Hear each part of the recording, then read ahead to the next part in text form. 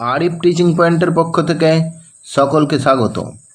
নবম শ্রেণী ভূগোল বিষয়ের সেকেন্ড সাবমিটিভ এক্সামের জন্য 2, 3 এবং 5 মার্কসের কিছু গুরুত্বপূর্ণ প্রশ্ন। এই প্রশ্নগুলো তোমরা দেখে যাও। এই প্রশ্নগুলোর মধ্যেই তোমরা সেকেন্ড সাবমিটিভ এক্সামে সমস্ত কমন পেয়ে যাবে। তোমাদের সেকেন্ড সাবমিটিভ এক্সাম আগস্টের ফার্স্ট উইক অর্থাৎ 1 থেকে 4 তারিখের মধ্যেই সমস্ত স্কুলে পরীক্ষা শুরু হয়ে যাবে। তাই তোমরা আর ফাঁকি দিও না, ফাঁকি দেওয়ার মতো সময় তোমাদের হাতে আর নাই। যদি তোমরা এই প্রশ্নগুলো সমস্ত দেখে যাও তাহলে তোমরা যে ফাঁকিটা দিয়েছো সেই ফাঁকিটাও পূরণ করে নিতে পারবে। যদি এই প্রশ্নগুলো তোমরা ভালো করে রেডি করে নাও তাহলে এই সেকেন্ড সাবমিটিভে যা প্রশ্ন আসবে সেগুলো এখান থেকেই আসবে। তাই তোমরা আর ফাঁকি না দিয়ে এই প্রশ্নগুলো দেখতে শুরু করো এবং আজ থেকেই তোমরা প্রশ্নের উত্তরগুলো প্র্যাকটিস করে নাও। দেখো, প্রথমে 2 মার্কসের কোশ্চেনগুলো রেখেছি। এই 2 মার্কসের প্রতিটি চ্যাপ্টার থেকে যে যে কোশ্চেনগুলো আসতে পারে সেগুলো আমি আলোচনা করে দিচ্ছি, তোমরা দেখে নাও। ভিডিওটি কোনো রকম স্কিপ না করে দেখো, তাহলে তোমরা এই পিডিএফটা কীভাবে পাবে সেটাও তোমরা জেনে যাবে। দেখো, প্রথম কোশ্চেন রেখেছি, প্রতিপাদ স্থান কাকে বলে অথবা স্থানীয় সময় কাকে বলে। এরপরে 2 নম্বর কোশ্চেনটা রেখেছি, দেখো, পুঞ্জিত ক্ষয় কাকে বলে।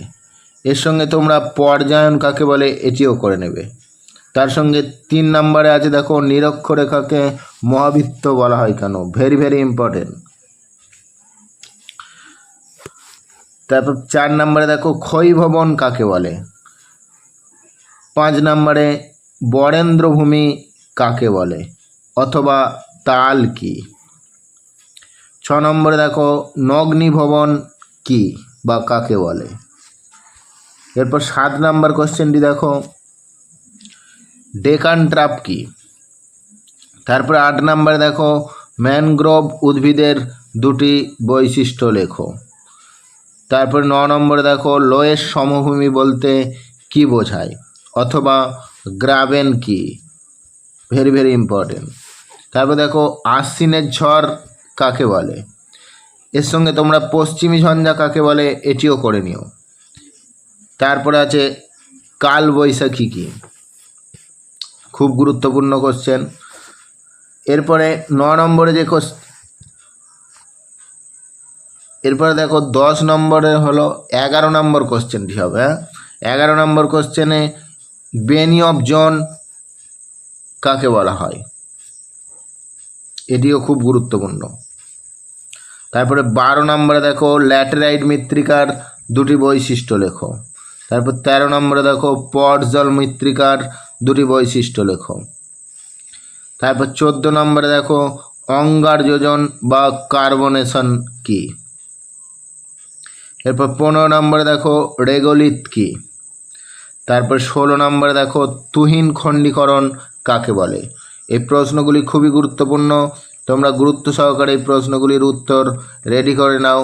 এইগুলোর মধ্যেই তোমরা কমন পাবে। তোমরা যে স্কুলেই পড়ো না কেন এখান থেকেই প্রশ্ন কমন হবে।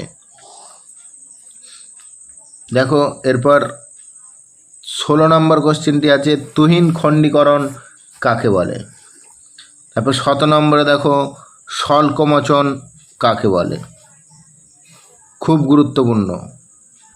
তারপরে ক্ষুদ্র কণা বিসরণ কি, এটাও খুব গুরুত্বপূর্ণ। এরপর 3 মার্কসের কোশ্চেনগুলি দেখে নাও। 3 মার্কসের প্রথমেই আছে, অক্ষরেখা ও দ্রাঘিমা রেখার বৈশিষ্ট্যগুলি লেখো। বৈশিষ্ট্যর সাথে পার্থক্য, 3টি পার্থক্য তোমরা করে রাখবে। বৈশিষ্ট্যগুলো আলাদা করে, বৈশিষ্ট্যগুলো জানলেই তোমরা পার্থক্যও লিখতে পারবে। তারপরে 2 নম্বরের কোশ্চেনটি দেখো, এটিও খুব গুরুত্বপূর্ণ, আন্তর্জাতিক তারি রেখাকে স্থানে স্থানে বাঁকিয়ে দেওয়া হয়েছে কেন। অথবা এই কোশ্চেনটি ঘুরিয়ে আসতে পারে যে আন্তর্জাতিক তারিখ রেখা 180 ডিগ্রি দ্রাঘিমাকে সব জায়গায় অনুসরণ করেনি কেন। এরপর 3 কোশ্চেনটি দেখো, সুন্দরবন অঞ্চলের নদ নদীগুলির বৈশিষ্ট্য লেখো অথবা উত্তরবঙ্গের নদ নদীগুলির বৈশিষ্ট্য লেখো। এই 3টে নদ নদীগুলির বৈশিষ্ট্য তোমরা ভালো করে করে নিও, এগুলোর মধ্যে একটা তোমরা কমন অবশ্যই পাবে। দেখো সুন্দরবন অঞ্চলের নদ নদীগুলির বৈশিষ্ট্য, অথবা উত্তরবঙ্গের নদ নদীগুলির বৈশিষ্ট্য, অথবা মালভূমি অঞ্চলের নদ নদীগুলির বৈশিষ্ট্য লেখো। এই তিনটে কোশ্চেনের মধ্যে তোমরা অবশ্যই একটা কমন পেয়ে যাবে। এরপর 6 নম্বর কোশ্চেনটি দেখো, আবহবিকার ও ক্ষয়ভবনের মধ্যে পার্থক্য লেখো। আবহবিকার ও ক্ষয়ভবনের মধ্যে পার্থক্য, এটিও খুব গুরুত্বপূর্ণ।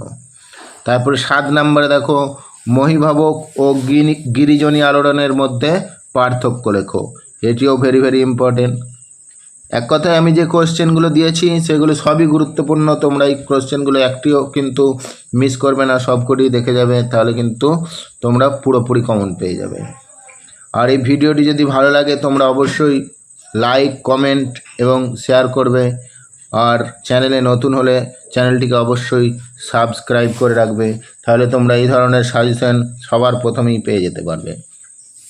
দেখো এরপরে 7 নম্বর কোশ্চেনটি বলা হয়েছিল মহীভাবক ও গিরিজনী আলোড়নের পার্থক্য। এরপর 8 নম্বরে দেখো, কাকে কেন ত্রাসের নদী বলা হয়। ত্রাসের নদী অর্থাৎ তিস্তাকে ত্রাসের নদী বলা হয়, কেন বলা হয় তোমরা মুখস্থ করে নেবে। তারপরে 9 নম্বর কোশ্চেনে দেখো,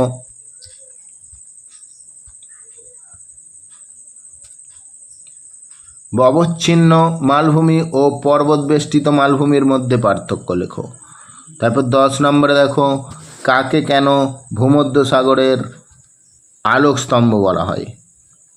তারপরে 11 নম্বরে দেখো, বহুমুখী নদী পরিকল্পনা কাকে বলে এবং এর উদ্দেশ্যগুলি লেখো।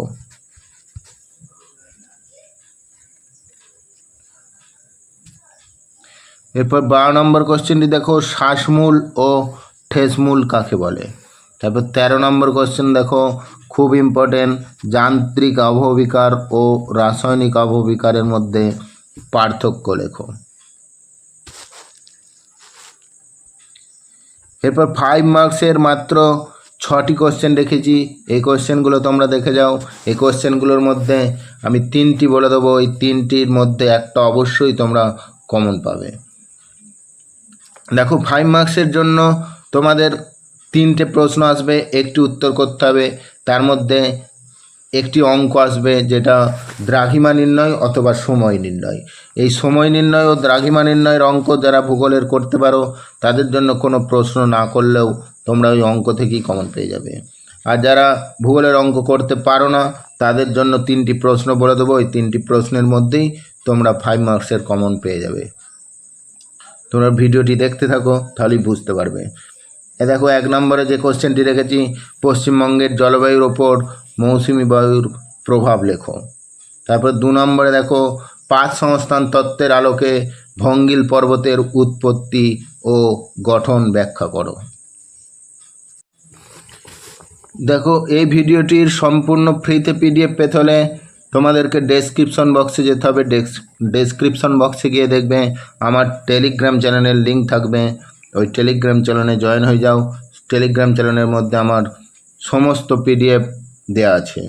তোমাদের ক্লাস 9, ক্লাস 10 যে ক্লাসের প্রয়োজন হবে সব ক্লাসের তোমরা পিডিএফ পেয়ে যাবে, তাই টেলিগ্রাম চ্যানেলে জয়েন হয়ে যাও। অথবা আমার হোয়াটসঅ্যাপ গ্রুপের লিঙ্ক আছে, ওই হোয়াটসঅ্যাপ গ্রুপে গিয়ে মেসেজ করবে তোমরা কোন সাবজেক্টের পিডিএফ প্রয়োজন, আমি তোমাদেরকে প্রোভাইড করে দেবো।